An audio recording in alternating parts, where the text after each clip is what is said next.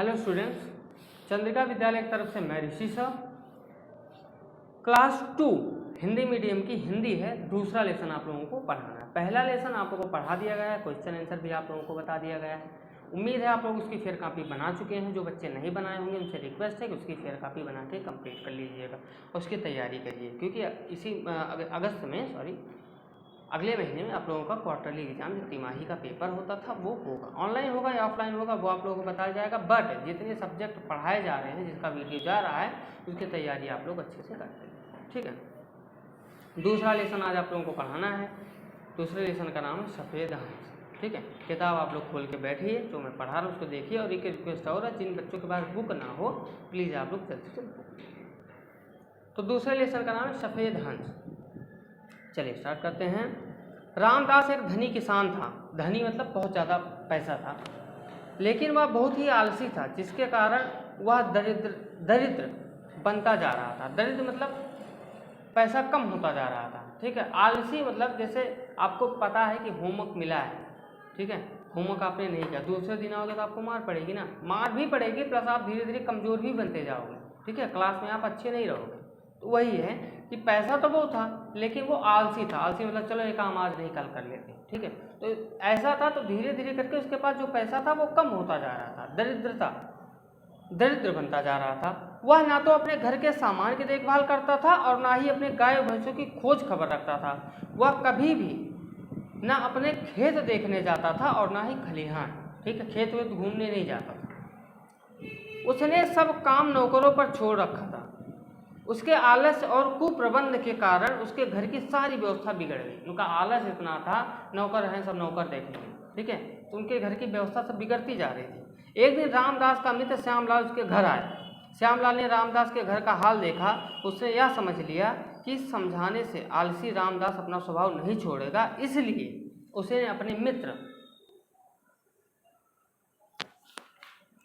रामदास की भलाई करने के लिए एक उपाय सोचा। मतलब उनके जो दोस्त थे, उन्होंने सोचा अगर इनको मैं समझाऊंगा तो इनको समझ में नहीं आएगा, इसलिए इनके लिए हमें कुछ और करना पड़ेगा। तो उन्होंने एक उपाय सोचा और उसने कहा, मित्र, तुम्हारी विपत्ति देखकर मुझे बहुत बड़ा दुख हो रहा है, परंतु तुम्हारी दरिद्रता को दूर करने का एक सरल उपाय मैं जानता हूँ। श्यामलाल की बात सुनकर रामदास ने उत्सुकता से कहा, मतलब जल्दी हाँ बताइए। मित्र, कृपा करके वह उपाय मुझे बता दो, मैं उसे अवश्य करूँगा। श्यामलाल ने कहा, सब पक्षियों के जागने से पहले ही मानसरोवर पर रहने वाला एक सफ़ेद हंस पृथ्वी पर आता है और दिन चढ़ने पर दोपहर में लौट जाता है। यह तो पता नहीं कि वह कब वहाँ आएगा, किंतु जो दर्शन कर लेता है उसको कभी किसी बात की कमी नहीं रहती। मतलब उन्होंने एक उपाय सोचा, तो उनको बताया एक तालाब है, वहाँ पे सुबह से लेकर और दोपहर तक एक सफ़ेद हंस है, लेकिन वो कब आता है किसी को नहीं पता, लेकिन जो लोग उसको देख लेते हैं उसके पास पैसे की कमी नहीं रहती। यह सुनकर रामदास ने कहा, कुछ भी हो मित्र, मैं उस हंस के दर्शन अवश्य करूँगा। कुछ समय बाद श्यामलाल वापस चला गया। रामदास दूसरे दिन बड़े सवेरे उठा और हंस की खोज में खलिहान की तरफ चल गया। वहाँ पहुँचकर उसने देखा कि एक आदमी उसके ढेर से गेहूँ अपने ढेर में डालने के लिए उठ रहा है। मतलब गेहूँ का ढेर लगा हुआ था, तो एक आदमी था, उनके ढेर से गेहूँ चुरा के अपने ढेर में डालने लगा।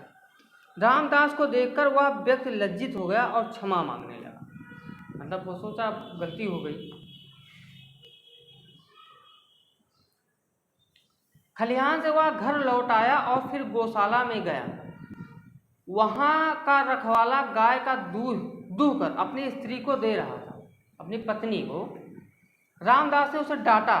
घर पर जलपान करके हंस की खोज में वह फिर निकला और अपने खेत पर गया, ठीक है। वहाँ जलपान किया, उसके बाद तो अपने खेत पर गया। उसने देखा कि खेत पर अब तक मजदूर आए ही नहीं।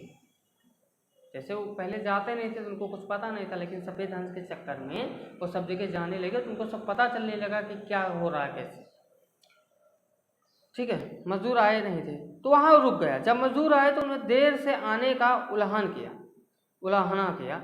इस प्रकार रामदास जहाँ भी गया वहीं उसकी कोई न कोई हानि रुक गई।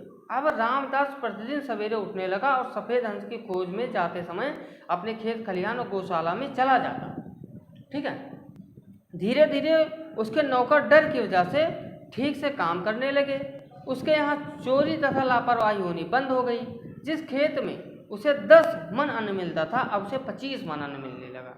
गौशाला में पर्याप्त मात्रा में दूध मिलने लगा, परंतु इतने दिनों बाद भी उसको वह सफ़ेद हंस नहीं दिखा। ठीक है, सफ़ेद हंस के चक्कर में वो जाते सुबह सुबह टहलते घूमते थे, लेकिन सफ़ेद हंस फिर भी उनको नहीं दिखा।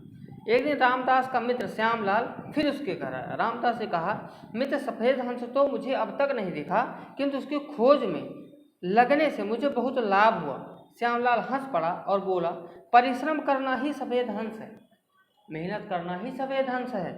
परिश्रम के पंख सदा उजले होते हैं। जो परिश्रम ना करके अपना काम नौकरों पर छोड़ देते हैं वह हानि उठाता है, और जो स्वयं देखभाल करता है वह संपत्ति और सम्मान पाता है। ठीक है, जैसे नौकर रखो आप, अच्छी बात है, लेकिन नौकरों का देखभाल भी रखना चाहिए। कहाँ कौन काम समय पर कर रहा है, कौन नहीं कर रहा है, क्या कैसे है, तो उसको देखना चाहिए। अतः बच्चों, जीवन में सफलता के लिए तुम भी परिश्रमी बनो।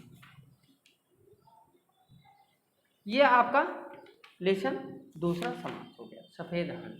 ठीक है, कहानी अच्छी थी। हमें परिश्रम करना चाहिए, समय से उठना चाहिए, समय से अपना काम पूरा करना चाहिए। ठीक है ना, जैसे अभी के कुछ कष्ट जो हैं आगे बहुत अच्छे बन जाते हैं। जैसे अगर अभी आप मेहनत कर लोगे, अच्छे से पढ़ाई कर लोगे, ठीक है, बड़े हो जाओगे, कहीं नौकरी आपको मिल जाएगी, उसके बाद घूमना टहलना तो पूरा जीवन है, लेकिन अभी का थोड़ा सा दुख आगे चल के सुख ही सुख देता है।